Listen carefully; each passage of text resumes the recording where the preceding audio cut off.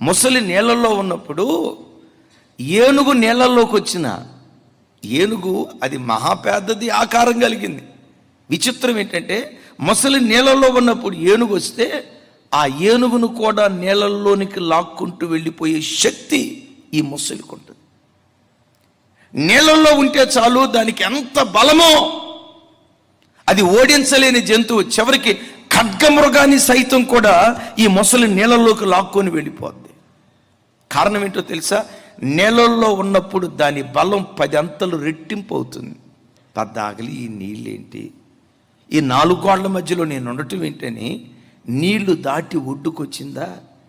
ఇంత బలమైనటువంటి ముసలితో కుక్క కూడా ఆడుకోవటం ప్రారంభిస్తుంది.